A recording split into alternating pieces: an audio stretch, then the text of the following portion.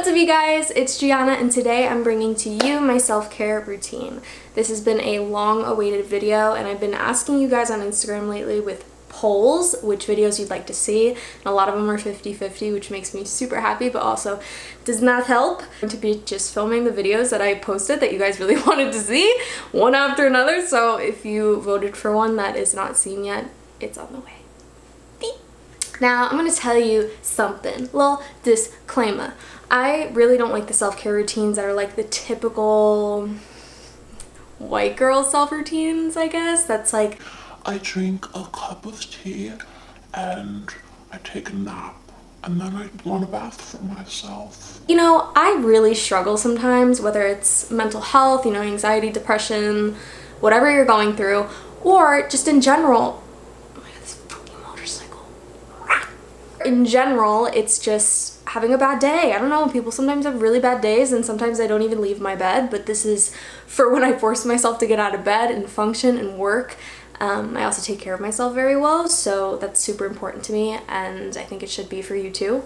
If you take anything from this video, of course there's going to be the stereotypical things in here, but there also is going to be a lot of things that have truly helped me on my journey of life, going through therapy, going through all the crazy stuff I've been through, and it's really helped. So I hope if you get anything from this video, maybe you can relate. Maybe you're like, okay, I'm not that crazy. I'm not alone. She does that too, or she struggles with this.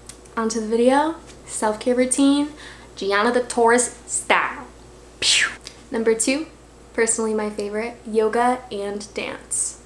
There is just something about dance for me that is such a release, such a wonderful feeling to get rid of old stagnant energy and just welcome in the new.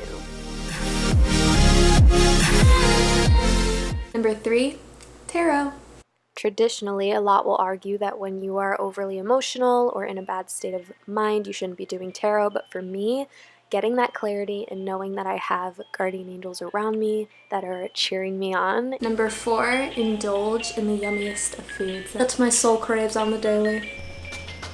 Tell me why there's nothing in here. I'm hungry.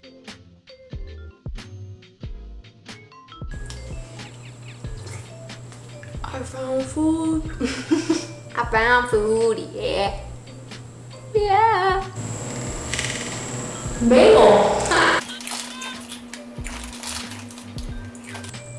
Oh. Yeah. Number 5 might be your least favorite of all, but personally helps me a lot even if I don't want to do it, workout. I think the problem with this is people don't find out a workout that they actually enjoy, so they suffer through cardio or jumping jacks or like lifting weights or whatever, but anything is exercise. Going on a nature walk, okay, while you're collecting your little witchy attire. Get some stones, get some sticks.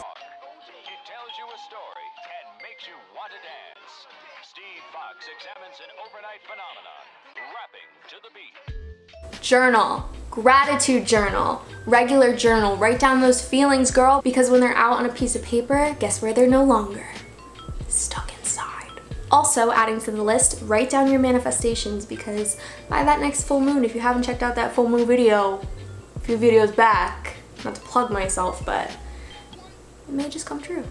If you are someone like me who is easily stuck in her head when she's going through a bad time, this is an amazing way to release thoughts, to really connect to your body, and just have a downtime. Sometimes we don't notice that. We really aren't relaxed. We always stay in some type of tense body position, so really paying attention, letting go, writing what you're grateful for is amazing for that. This one is super important to me. Helps so much when I am at a ultimate low where I'm like, I don't know if I can do this anymore. You know, sometimes it's serious, sometimes it's just me in my head, or it's a few days before my period. Not to be stereotypical, but kind of lose my mind every moon cycle, and as well as just every full moon in general. So when I call somebody I love, hearing their voice, if they're having a good day, automatically my mood is boosted.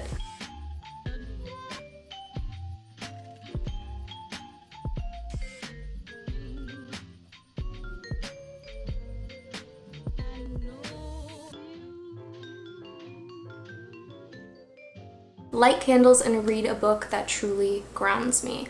and or meditation. Totally up to you. I either like sitting there and reading a book that is spiritual or something a little spooky, and it really helps me to get my mind off of everything and, you know, creates that little movie in your head. Or I love to do meditations that are guided. Yes, girl, light candles. Either the human way or the witchy way like this, which is what I prefer. If you're a big fan of Florence and the Machine, she has an incredible book that has helped me through so many difficult times in my life, and she's witchy herself. Also, CBD. What would I do without my CBD? Oh my god. Another must-have book is the 4 Agreements book, which is basically telling you how to disconnect from your human self to realize that we all are normal human beings having the same experience, and you shouldn't feel shame or embarrassment. Get intimate with yourself. No, not a man. No, not a woman. With yourself. You can, of course, be intimate with another person. That's fine. But this is about worshiping you, realizing you're the shit at this very moment. So I wanted to end this video with a little speech, I guess. Is it a speech? Oof. A little heart to heart. My heart to yours, my words. Sometimes it could be really hard when you're having a bad day. Whether you feel extra lonely, whether you are going something that's making you feel like you will never come out of it. Sometimes such a struggle that you feel like even though you'd never be someone to even have thoughts of like taking your own life, or you go through that deepest, darkest spot that you're like, how the hell am I gonna do this? And there always is a way. I'm not someone who's gonna push religion, okay? But when I tell you, if I've gotten anything out of my spiritual experiences, to say that if you have something to believe in, that's what keeps you going. Just like there are bad days, there are good days. Nothing's permanent. The good feelings aren't permanent, the bad feelings aren't permanent.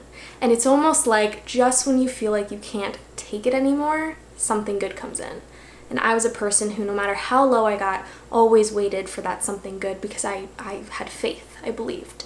If you're not a person who's into prayer and you're into your other things, whether it's connecting with nature, whether you're an atheist, whatever you're into, try to pray. I don't know if that's uncomfortable to you. For a long time, anything to do with churches or religion really threw me off from how I've seen churches and God and everything played out in the public eye. It just looks very culty and freaky, but going through my own experiences, God to me is everything. Everything. There is not just one thing. There is not just one religion. Think about all the religions there are that include some type of God or manifester. They all basically hold some of the same values in different ways, very different ways. Depends what religion it is, but in theory, you are looking up to somebody higher than yourself, which it just shows mastery on its own because some people think that they are the source, which is perfectly fine. I believe we all have the source in us, but to take down that ego and realize that you need help or you need something greater than you are and that even exists is huge. And prayer for me, whatever you are praying to, is something so magical, something I can't even grasp, something I can't express through words. And if you're going through a really dark time and you came across this video and you're open to having an experience or getting help in any type of way, even if you've never believed before, give it a shot. I'm going to finish this off by saying you are not alone. Somebody out there loves you, even if you think nobody cares, nobody loves me. They love you. Somebody out there, even if it's not human, loves you. And I love you, so all better. Love you so much. And see you in another video.